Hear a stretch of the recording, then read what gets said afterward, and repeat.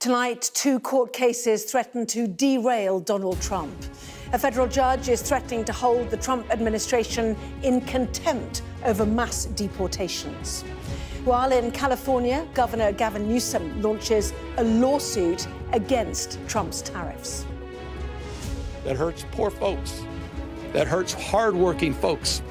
This is recklessness at another level.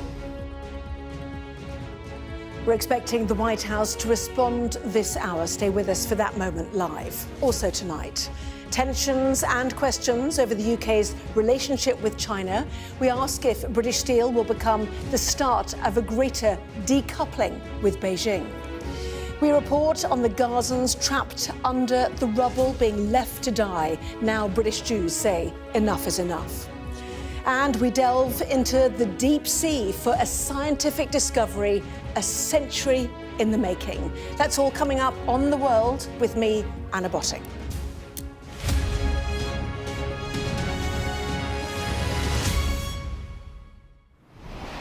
Hello, good evening. President Trump looks to be on a collision course with the courts tonight, with 2 new cases threatening to derail his plans for mass deportations and for tariffs. The first came after a federal judge said he could hold the administration in contempt for willful regard of an order to stop deportation flights. Some of those deported were destined for places like this, a supermax prison facility in El Salvador, packed with criminals and gang members, but also people mistakenly caught up in a rushed-out policy. Among them, Kilmar Abrego Garcia. Last month, he was wrongly deported with 200 others. Officials claimed they were all gang members, but the Trump administration later admitted Garcia was mistakenly sent to jail. Regardless, they have rejected calls to bring him back. Yesterday, his wife pleaded for help. My heart aches for my husband, who should have been here leading our Easter prayers. Instead, I find myself pleading with the Trump administration and the Bukele administration to stop playing political games. The question now is whether Trump complies with the courts. So what about tariffs then? Well, the administration is now facing a lawsuit from the governor of California, Gavin Newsom, who is challenging the president's legal right to impose tariffs on imports. You might ask, what power does one state have? That is true. But California does have some clout because of its size and the amount of business done there. It is often referred to as the world's 5th largest economy. So this is an important test case, seeing whether Trump's tariffs will stand the test of time. It's also arguably the biggest intervention of a senior Democrat on a matter of policy since Trump took office. So is Newsom on manoeuvres to position himself as the next Democratic candidate for the next election? We'll get onto that and get reaction around 1:30 when the White House holds a press briefing. Intriguingly, we're also hearing a special guest will be there, so we'll keep an eye on that for you. But let us start with that news on deportations. Our correspondent in Washington, David Blevins, joins me now. So on that issue of deportations, then, how serious is this and how likely is it that the administration could be held in contempt? It's a very real possibility, Anna. We know that Donald Trump considers mass deportations one of his primary objectives since he returned to the White House. But he now faces 2 challenges. Firstly, District Judge James Boasberg imposed a stay on the deportation of more than 200 alleged members of a Venezuelan crime gang last month, but they were deported anyway. So he has now ruled that there is probable cause to hold the government in contempt, and he's given the administration until April the 23rd to prove that it complied with his order or to identify who made the decision to defy that order. And in another case, the Supreme Court has ruled that the administration must facilitate the return of Kilmar Abrego Garcia, the Maryland man who was deported. The administration administration says in error to that high security prison in El Salvador. But the administration continues to insist that he will not be coming back to the United States, or if he does, he will be immediately deported again. And that's prompted another judge to demand answers related to all of that. It's become so serious that Mr. Garcia's own senator, Chris Van Hollen, has gone to El Salvador now to try and secure his release. And so to tariffs then, David, a fresh challenge from the state of California, an intervention from one of the Democrats' hopefuls possibly for the next election. But could it set a precedent for taking on the president's power? And I think there are two things going on here. The Democrats are looking for someone to rally around in their pushback against Donald Trump. So we have seen people like the Californian governor, Gavin Newsom, like the New York representative, Alexandria Ocasio-Cortez, putting themselves out there in recent days. But of course, they're also looking a cause to rally around right now. For some of them, it's deportations, and for others, it's tariffs. And I think that's what's going on with Gavin Newsom. The state of California mounting the challenge, questioning whether or not the president actually has the power to impose the sweeping tariffs he has without congressional approval. As you've pointed out, California is the world's fifth largest economy. It's America's largest state in terms of manufacturing. And in their lawsuit, they say the tariffs are going to have immediate and irreparable damage. So that's why they're taking on the president at this point. And it could indeed set a precedent in terms of the limit of the president's powers. David Blevins, thank you very much indeed for that. Well, that tariff showdown is something of a sideshow to the trade war taking place between China and the United States. Today, President Xi Jinping continued his charm offensive in Southeast Asia. Well, these are the pictures from Malaysia, the latest stop on his tour of the region. The aim to present his country as a more reliable trade partner than the US after President Trump's stop-and-start tariffs. As this visit was taking place, China announced that its first quarter economic growth had outstripped expectations. Official figures show GDP added 5.4% in the first 3 months of the year, helped by strong consumption and industrial output. Crucially, though, this period does not fully cover the trade war with the US, which will likely shift momentum sharply in the next quarter. Well, amid China's rise and growing questions about the United States' reliability, governments like the UK's are doing some serious soul-searching about where to align future interests. Sky News understands the Trade Secretary is expected to visit China this year to restart trade talks. It comes as Beijing accused certain individual UK politicians of arrogance, ignorance and a twisted mindset in the row over British steel. So what is the government's approach to relations with China? Tamara Cohen has this report.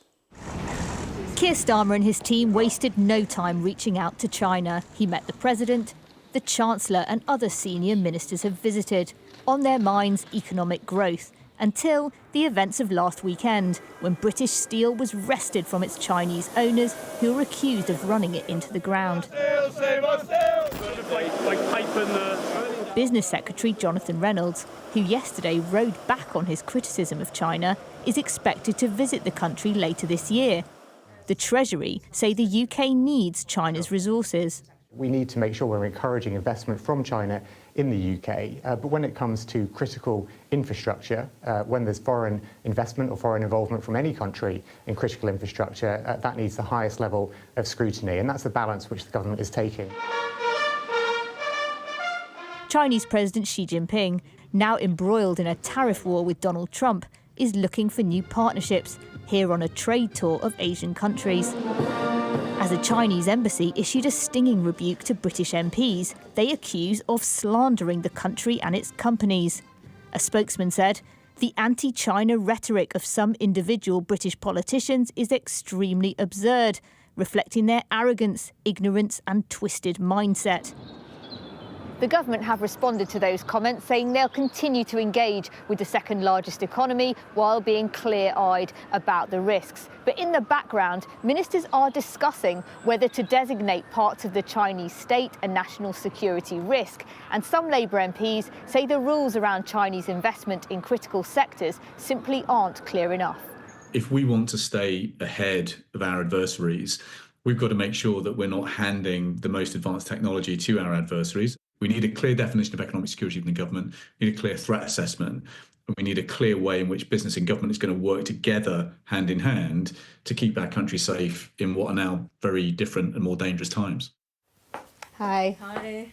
China experts say the goalposts also keep moving. Deals that were made 5 to 10 years ago, I really don't think were made in bad faith. It's just that things have changed, both technologically and geopolitically. 20 years ago, smartphones weren't necessarily part of our critical infrastructure, but as technology keeps progressing, that's going to keep changing. Steel unlikely to be the last test of Britain's openness to Chinese business. Tamara Cohen, Sky News.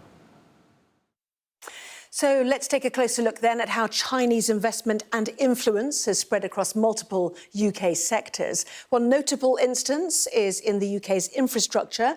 British Steel is owned by Chinese firm Jinye and has been tangled in a row with the government over the narrowly averted shutdown of its blast furnaces.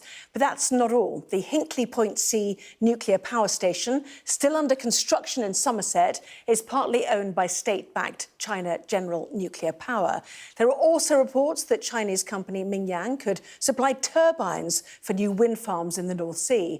Some security experts have raised concerns that relying on so much influence from China could allow the owners to shut down crucial power supplies when tensions flare with Beijing.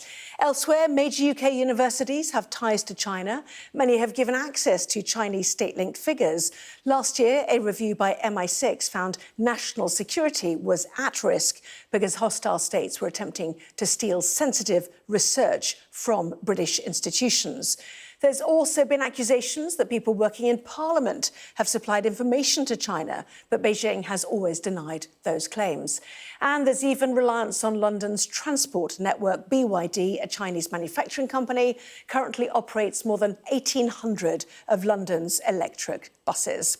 Well, joining me now is Sam Goodman, Senior Director of Policy at the China Strategic Risks Institute. Great to see you here. So first of all, then, should China be kept well away from UK's infrastructure?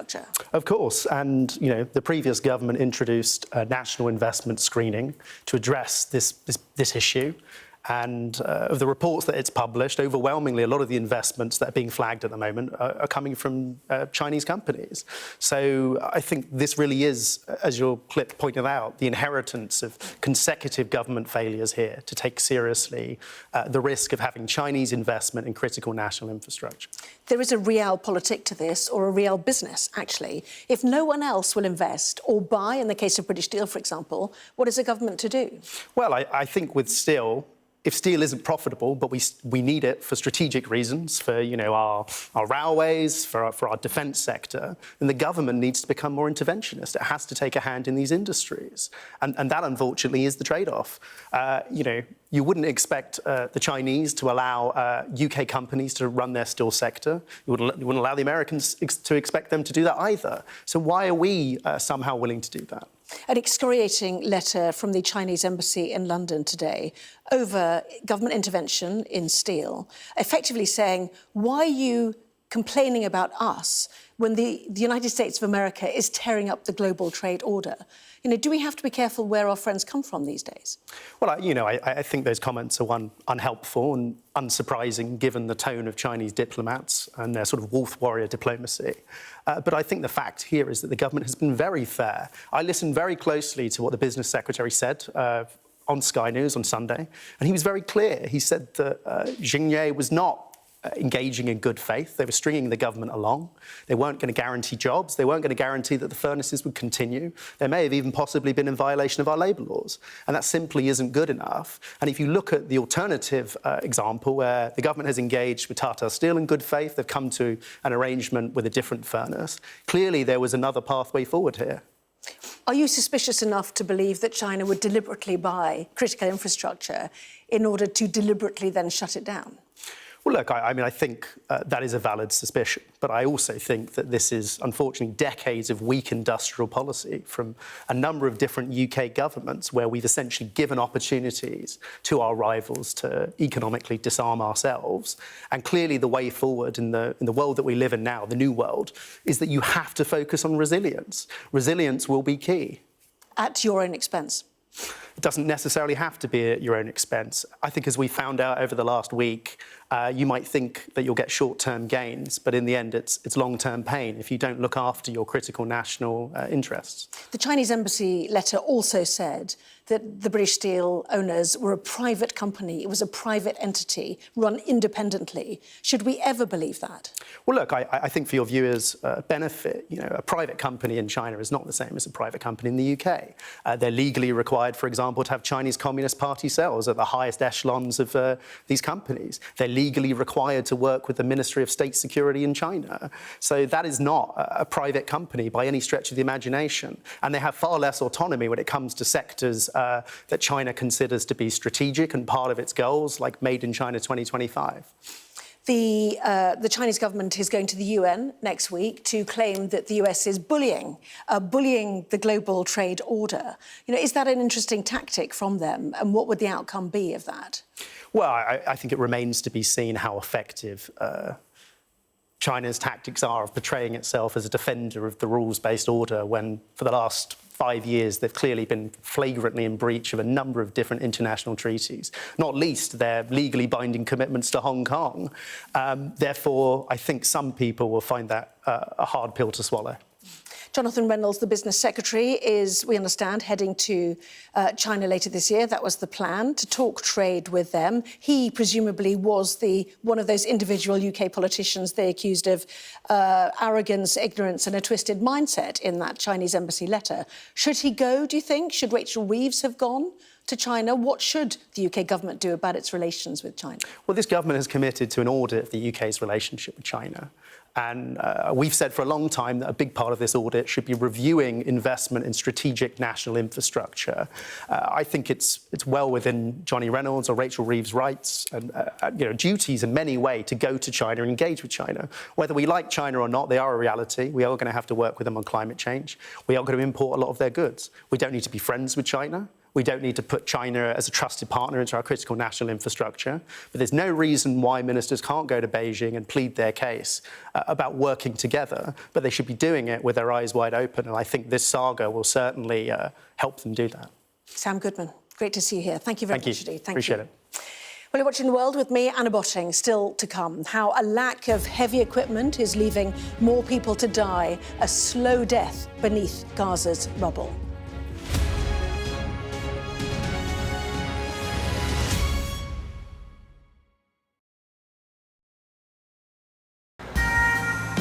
This is how you travel when the mafia wants to kill you. He's almost given up his own freedom, but that's the price he's willing to pay. Here, they don't just arrest and 'Ndrangheta mafia members, they also live among them. Time after time, I've seen the devastating impact of extreme weather and climate change. We don't have much snow at the moment. They've had a warm spring and exceptionally hot summer, and that means they're expecting to lose more than 3 times the amount of ice than they usually do. Flames are still forcing people from their homes and leaving many questioning their futures. Here was my life. We have nothing. I can't say anything, it's so sad. This disaster is testing the resolve of everyone on this island. The only way out now is by boat. Everything you see is devastated, and the misery being felt by people living here is repeated in towns and villages across Central Europe. Sky News, get the full story first. Turkey is burying its dead. The loss is profound. Whole families died in this collapse, generations wiped out. The violence has penetrated the heart of the city rather than being contained to the estates around the edge, and that speaks to the level of anger being felt here. In Sweden, police have seized a lethal stash This is just a small sample of the deadly arsenal taken off the streets. This is an example of an advert, really. Anyone of any age could say, I'll do that for £1 million, and then have to go and shoot someone. Yes. I'm Siobhan Robbins, Sky's Europe correspondent based here in Berlin.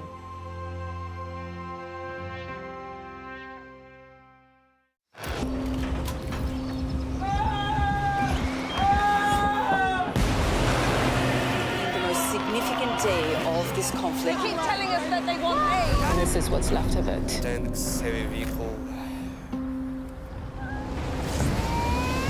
Why only in America? People want their country to work. You want a job in a normal life. Why are these homes empty? I want you to be honest with people. That has happened within minutes. Sky News, the full story first. A show of military might and menace. Why should the West trust you? Frankly, I don't care whether the West trusts us or not. Sky News. Get the full story first. Have a quick word for Sky News. Is the West right? Are you fueling Russia's war machine? American journalist Evan Gershkovich is on trial here, but was first on display. I'm Ivor Bennett, Sky's Moscow correspondent.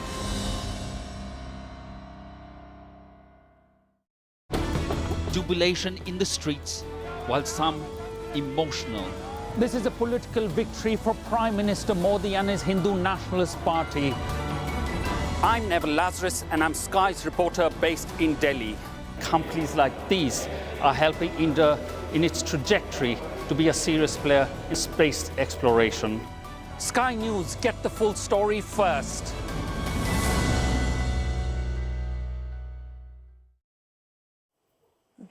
Israel's defence minister has warned that IDF troops could now stay in Gaza indefinitely. It is an ominous sign for the enclave, where the health ministry there says 51,000 people have now been killed.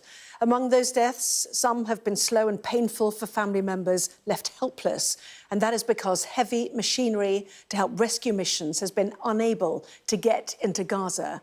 Our international correspondent, Diana Magnay, has been looking at the stories of those trapped under the rubble whose cries for help were never answered. You may have grown used to the terrible images from Gaza now. The chaos just after a strike, the desperately injured, so many of them children. The death toll's relentless climb now that Israel is bombing again. But think of those you cannot see who die slowly, trapped in the rubble. Imagine the screams which grow fainter each day, the phones ringing till the battery runs down. Because the rescue kit they have here is so basic. How can a sledgehammer smash through huge slabs of concrete? These images all from the last 2 weeks in Shujaiya, east of Gaza City. A father and his daughters, 5 people are down there, they're saying, beneath what was the ceiling of their house. The rescue workers are incredibly frustrated by the inadequacy of their kit. There is a child there, and this is the equipment we are using. It's so basic. A trowel, a rope, a hammer. This is what we are using. These things need heavy machinery. But Israel won't let in heavy machinery like diggers or bulldozers, not during the ceasefire to clear away the rubble, and not now that the bombing has resumed. So at best they have these drills, and not much power to run them. 2 weeks ago, Salah Jundia made this desperate appeal to save 15 of his extended family trapped beneath the rubble after a strike in Shujaiya, 3 adults and 12 children. He says the last phone call from beneath the rubble came 3 days after the strike. The line was open for 25 seconds, then it went dead. We don't know what happened. We tried to call, but there was no answer. There were men from the area who said they could hear people calling and young children crying. So many family members gone. Some they managed to pull out and bury immediately, 15 more who they think must now be dead. Rescuers tried to get there, but said that Israeli military were in the area and it was impossible to come near. A family friend went again last week, but came under fire and was killed. The IDF say they are investigating the circumstances around the Jundia family as a result of our inquiries. in relation to the access of heavy equipment into the Strip. They say they work closely with international aid organisations to enable the delivery of humanitarian activities in accordance with international law.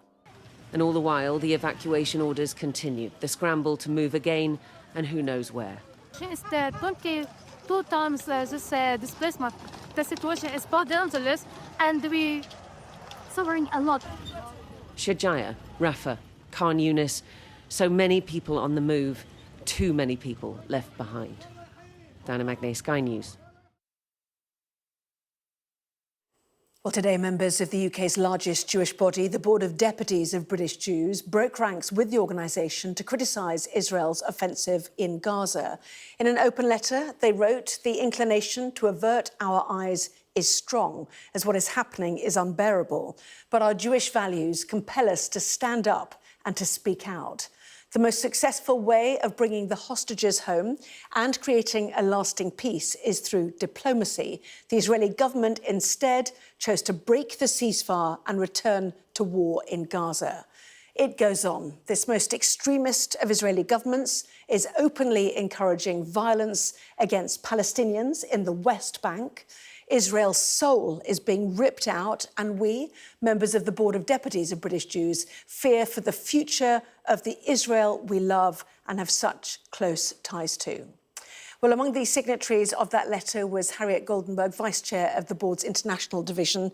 She joins me now. Welcome to you. Is this your enough is enough moment? And if so, specifically, what is driving it? Yeah, definitely. I think there's been quite a few enough is enough moments.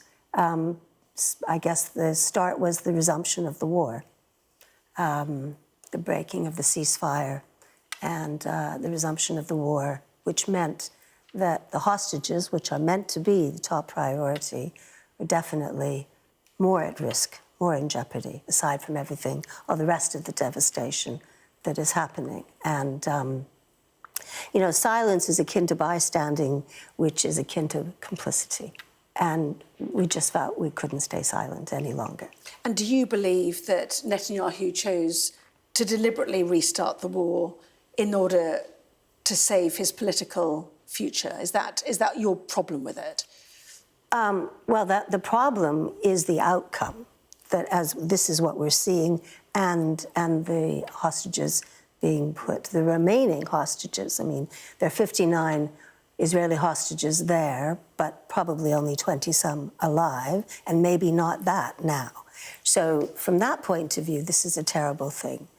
In terms of Netanyahu's motivation, yes, in order to get the budget through, he needed Ben-Gvir's small party to rejoin the government, and their condition was that they resumed the war. So you say Israel's soul is being ripped out. You suggest democracy in Israel itself is under threat. What is the evidence for that? What specifically is happening?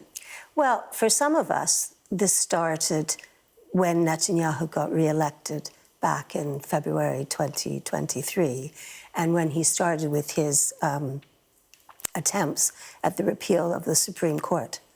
So that, I mean, Israel doesn't have a second chamber. It doesn't have a House of Lords or a Senate. So in effect, the Supreme Court acts as a second chamber. And his repeals were going to mean that there was nobody monitoring his government's actions. Thank goodness the repeals didn't go through. But as I say, many of us have been very active since that time. And so there is an internal erosion of democracy going on, as well as what's happening. So is this really about, you know, hard politics, that you don't support the hard right nationalist elements who are currently in or back in the Netanyahu cabinet? It's about politics, but it's also very much about Jewish values. And we don't recognize the behavior that's happening at the moment as any way representing the Jewish values that we believe in. And so it's devastating on the ground, it's devastating, but to us, as Jews in the diaspora who feel very connected to Israel. This is done out of love for Israel. I have strong personal connections to Israel. And this just can't be allowed to carry on. Also, we're very much in alignment with hundreds of thousands of people demonstrating constantly, with members of the Mossad who've spoken out, reservists who've refused to go into Gaza, senior members of the IDF who've spoken out now, and most recently, senior members of the police who've spoken out. So, you know, there's a groundswell. Netanyahu on his own won't stop it, though. But you are 36 out of, what, about 300 on the Board of Deputies here in the UK. Sure. What do they feel about you speaking out like that? Is there a sense that you need to keep quiet so Israel stays strong against Hamas? Well, we don't quite see it like that. Of course, what happened on October the 7th is beyond, well, it's unspeakable. The atrocities were excruciating, the devastation that's been the legacy in the country ever since then. So this is in no way letting Hamas off the hook at all. But Israel staying strong, this isn't Israel staying strong. This is Israel breaking every code of ethics that we're aware of, and certainly taking its reputation through the mud internationally, and making things much less safe for Jews around the world and for fellow Israelis. So when you see reports, as we just played with our correspondent Diana Magnay, of Palestinian families who have family members under rubble for 3 days, making phone calls, they believe, 3 days later, they can't get near because of Israeli military activity or because they don't have the heavy equipment to get people out. Do you feel pain as a British Jew watching those families? I feel pain as a human being, and yes, as a Jewish person, definitely. And what do you want to happen to Gaza?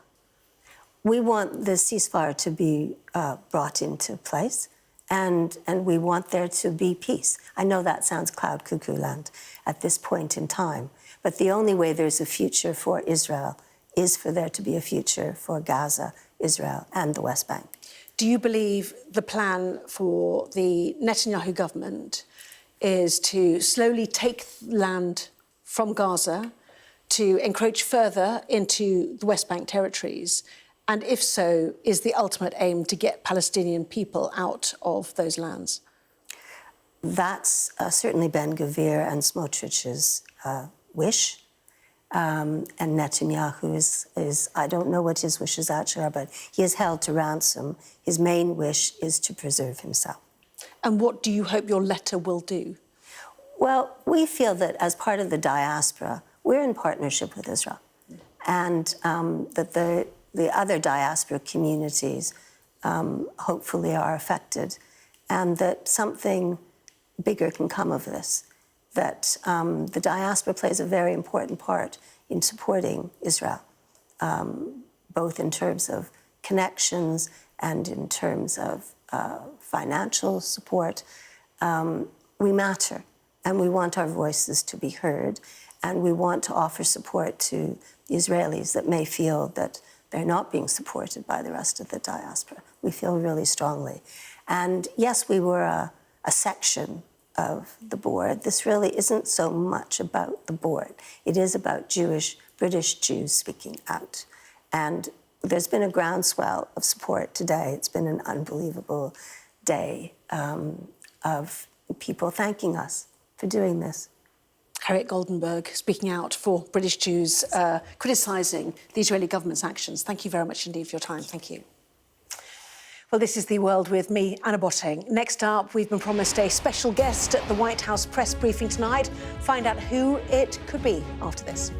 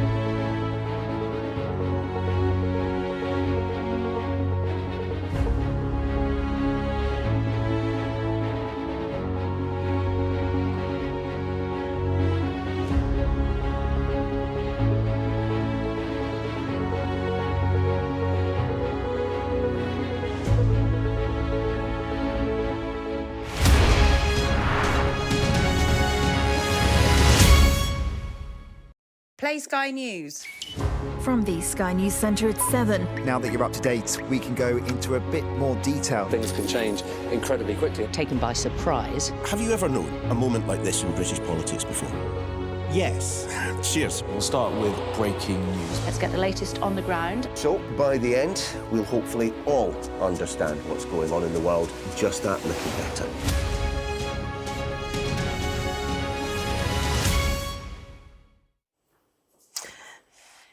Right, let's show you live pictures then of the White House press room. Press Secretary Caroline Leavitt is due to speak shortly and is promising a special guest. We're monitoring those pictures for you. One of the challenges facing the administration is news of a lawsuit being filed by the governor of California on tariffs. He is testing the president's legal right to impose tariffs on imports. No state is poised to lose more than the state of California. So that's our state of mind. And that's why we're asserting ourselves on behalf of 40 million Americans. You'd find few, I don't care where they were in the last election, that are celebrating this uncertainty, that are celebrating the largest tax increase in modern U.S. history. In essence, a sales tax. In essence, a sales tax, a regressive sales tax that hurts working folks, that hurts poor folks, that hurts hardworking folks. This is recklessness at another level. The geopolitical impacts are outsized. The trade impacts are outsized, not just the economic. We're 2,000 miles away from Washington, D.C. We're a world away from the values that are emanating out of the White House. Again, that's why we're here. That's why we are asserting ourselves. Gavin Newsom there. So the live shot, as you can see, is set. Special guest promise. Caroline Leavitt due. Take you there as soon as it happens. Ukraine faced another barrage of drone and missile attacks overnight, with one person killed in the city of Kherson and several injured in the port city of Odessa. The strikes have raised the stakes ahead of more peace talks set to take place this week, with a senior US delegation heading to Europe. Our security and defence analyst Michael Clark has more. At the moment, international diplomacy resembles a sort of high-stakes game of three-dimensional chess. And on the American side, it's being fronted by a remarkably small cast of people. So we learn that Steve Witkoff and Marco Rubio, the Secretary of State and the Special Envoy for many issues for President Trump, are travelling to Paris to discuss where they are with the Ukrainian peace proposals. That will be interesting. The fact that they're coming to Paris and bringing the Europeans into the discussion is very welcome, I'm sure, to the Europeans who've been kept out of it until now. And it may indicate that there is something specific, something a bit more hopeful to talk about. However, I mean, Moscow has been throwing its weight against that idea and making it very clear that they don't think they're very near to a peace deal at all. So we'll see what comes out of that. But also, they're bound to be talking about Iran, because the Europeans have a big interest in what happens in Iran. They're also bound to be talking about Gaza. And they're also bound to be talking about the upcoming NATO summit at the end of June, which, believe me, may turn into a humdinger because it may provide the focus for a whole series of global issues between the Europeans and the United States. And we'll see how that goes at the time. Meanwhile, in Ukraine, of course, the war goes on whatever happens in Paris. And in Ukraine, the ongoing nature of the war means it's a matter of attacks, nightly attacks. This was an attack, a big drone attack on Odessa last night. And there's both a political and a strategic rationale to that. The political rationale, one guesses, is the fact that yesterday afternoon, Mark Rutte of NATO, the NATO Secretary-General, and Zelensky were in Odessa having talks and making statements. And a few hours later, this big drone attack was made on Odessa overnight. And the strategic rationale, of course, is that Odessa is a really important port. It's an important port for getting all of the grain out of Ukraine and opening up to the world markets. It's important for Ukraine not to be landlocked. Now, during the grain deal from 2022 to 2023, a corridor was established, a safe corridor that grain could come out from. But the Russians wouldn't go along with that after summer of 2023. But since then, the Ukrainians have basically cleared the Russians out of the western part of the Black Sea. Sevastopol, the base of the Black Sea Fleet, is not now usable by the Russians, and they've moved almost all of their fleet to Novorossiysk in the Russian part of the of the peninsula, and so that they cannot now operate in the western part of the Black Sea. Nevertheless, it's not entirely safe, and so what the Ukrainians have done is open up a corridor, like this green corridor, that runs right the way down the coast to get their grain out to Istanbul and the Bosphorus and onto the world markets via the Mediterranean. So they can use the sea corridor. So why are the Russians attacking Odessa and the other ports like Chornomorsk in the same area? Because they're trying to destroy the facilities that the Ukrainians are using to load the ships. The Ukrainians have got their shipping back to pre-war levels, not their tonnages, but the amount of ships that go backwards and forwards.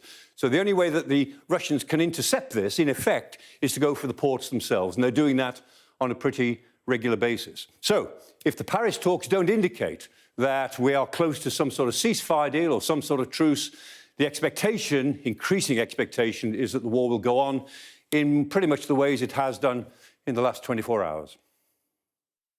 Professor Michael Clark. Now, British officials have confirmed they are considering a pilot scheme to deport illegal migrants who cross the English Channel in exchange for asylum seekers in France with legitimate claims. The development comes after we saw 705 migrants arrive on small boats yesterday, the highest daily figure this year. Well, let's bring in our chief political correspondent, John Craig. Sounds interesting, certainly, John. How big a breakthrough is this being seen as, and how might it actually work? It's not actually a new plan, because it's been revealed that Robert Jenrick proposed it when he was immigration minister back in 2023, and he says that he put the scheme to Rishi Sunak when he was Prime Minister, and Rishi Sunak put it to President Macron, who rejected it. Yes, it was basically one in, one out. Now, the Tories are not very keen on the idea now. Chris Philp, the Shadow Home Secretary here in the UK, says it won't work because it'll only see small numbers of illegal migrants returned to France. So it doesn't look as though that's going to go ahead, although the government is actively considering it. What the Home Office has said is that the PM, that's Sir Keir Starmer, and Yvette Cooper, the Home Secretary, have been clear the UK and France must work closely together to prevent dangerous small boat crossings.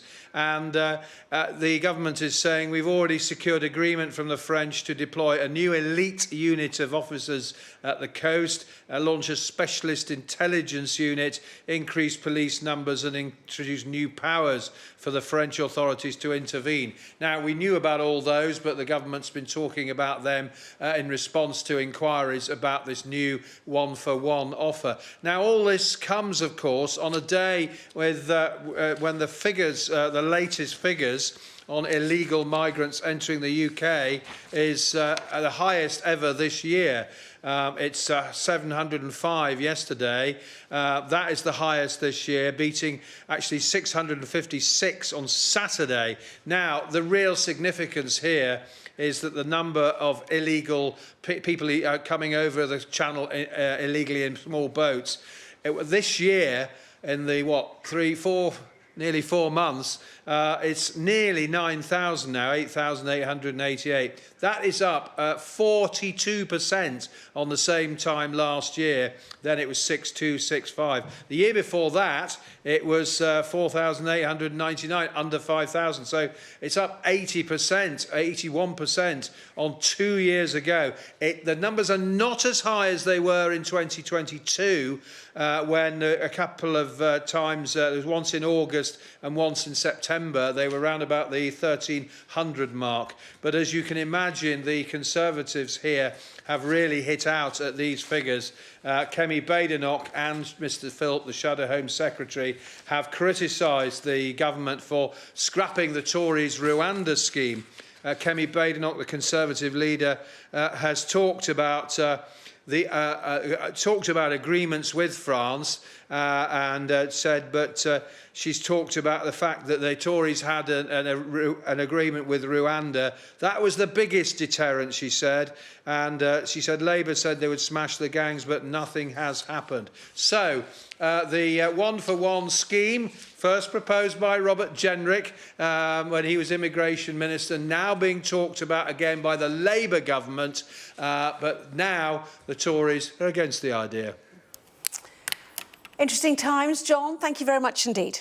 Well, this is The World with me, Anna Botting. Next up, we've been promised a special guest at the White House press briefing tonight. Find out who it could be.